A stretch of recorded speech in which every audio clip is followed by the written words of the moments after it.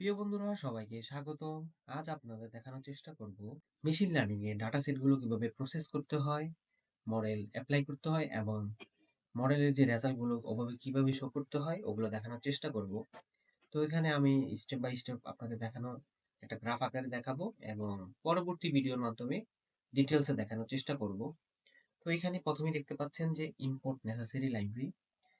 আমাদের এখানে কোডগুলো রান করার জন্য যেসব নেসেসারি লাইব্রেরি প্রয়োজন এগুলো আমরা একে একে ইম্পোর্ট করে নিব এবং পরবর্তী স্টেপ হলো আমাদের load data set from CSV file. আমাদের যে ডাটা সেট আছে ওটা আমরা লোড করব এবং ওটা এখানে এখানে শো হবে কোডের মাধ্যমে। এটা হলো আমাদের সেকেন্ড স্টেপ। এবং পরবর্তীতে হলো data cleaning and processing. Data cleaning and processing একটা লেন্দি একটা ব্যাপার। আপনার ডাটা সেটের উপর নির্ভর করবে আপনার ডাটা ক্লিনিং অ্যান্ড প্রসেসিং কোন কোন স্টেপগুলো ফলো করবে। 3 নাম্বার স্টেপ হলো এইটা। 4 নাম্বার স্টেপটা হলো ডাটা এক্সপ্লোরেশন অ্যান্ড ভিজুয়ালাইজেশন। তো আমরা এখানে ডাটা কোন কোন অবস্থানে আছে এগুলো কিন্তু আমরা গ্রাফের মাধ্যমে দেখতে পারি। এখানে রয়েছে correlation heat map. Correlation heat ম্যাপের মাধ্যমে আমাদের ডাটা পজিশনগুলো আমরা দেখতে পারি যে কোন কোন ডাটা সেট কি কি অবস্থানে আছে। পরবর্তী স্টেপটা হলো আমাদের ট্রেনিং অ্যান্ড টেস্ট ডাটা। যে আমাদের ডাটা সেটগুলো আছে ওইটারে আমরা স্প্লিট করব ট্রেনিং সেটে এবং টেস্ট সেটে।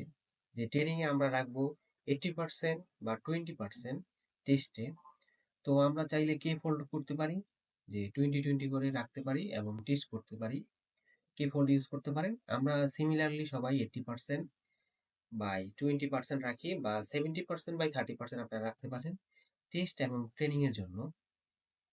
পরবর্তীতে আমাদের দেখতে হবে যে আমাদের যে ফিচারগুলো আছে বা কলাম নেম যেগুলো বলে ওগুলাকে ফিচার বলা হয়। কোন কোন ফিচারগুলো আমাদের ইম্পর্টেন্ট এগুলো আমাদের দেখতে হবে এবং যেগুলো ইম্পর্টেন্ট না ওগুলো আমাদের কোড থেকে বাদ দিতে হবে, যে আমাদের যে কলামগুলো প্রয়োজন নেই।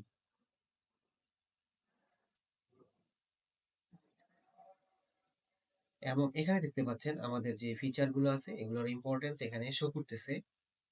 তো কিছু ফিচারে কিন্তু ইম্পর্টেন্স একদম নেই, শূন্য শূন্য। তো এইগুলো চাইলে আমরা আমাদের ডাটা সেট থেকে বাদ দিতে পারি। পরবর্তী স্টেপটা হলো মডেল ট্রেনিং অ্যাক্রস ভ্যালিডেশন। আমাদের উপরের 6টি স্টেপ যদি শেষ হয়ে যায় তাহলে আমাদের চলে আসে যে মডেল কোনগুলো আমরা অ্যাপ্লাই করব। আমরা যে পপুলার মডেলগুলো আছে ওগুলো প্রথমে অ্যাপ্লাই করার চেষ্টা করব, যেমন random forest, support vector machine, linear regression. এগুলো আমরা প্রথমেই অ্যাপ্লাই করে দেখবো যে আমাদের ডাটার ইরর কত পার্সেন্ট। আমাদের 8 নাম্বার স্টেপটা হলো মডেল টেস্টিং অ্যান্ড ইভালুয়েশন। আমাদের যে মডেল টেস্ট অ্যান্ড ইভালুয়েশন করেছি তার জন্য আমাদের কিছু ইভালুয়েশন ম্যাট্রিক্স আছে। এগুলো হতে পারে mean square error, mean absolute error, ঠিক আছে। এগুলো আমাদের ইভালুয়েশন গুলো চেক করে যে আমাদের এখানে পার্সেন্টেজ কত। তো এখানে একটা হচ্ছে একটা হিউজ নাম্বার অফ ইরর আছে। তো এই ডাটা সেটটা তেমন প্রেফারেবল না। এবং আমরা এখানে দেখতে পারি মডেল ভ্যালিডেশন অ্যান্ড প্রিডিকশন, এর মানে মডেলের প্রিডিকশন রেজাল্ট আমাদের কত পার্সেন্ট দিচ্ছে। এগুলো চাইলে আমরা কার্ভের মাধ্যমেও দেখাতে পারি অ্যান্ড বিভিন্ন গ্রাফ আছে ওগুলোর মাধ্যমে দেখাতে পারি। এগুলোই ম্যাক্সিমাম প্রসেস। পরবর্তীতে শর্ট আকারে আপনাদের ডিটেলসে বোঝানোর জন্য ছোট ছোট পাঠ করে এই স্টেপগুলো দেখানোর চেষ্টা করব। আজকে এই পর্যন্তই। ধন্যবাদ সবাইকে।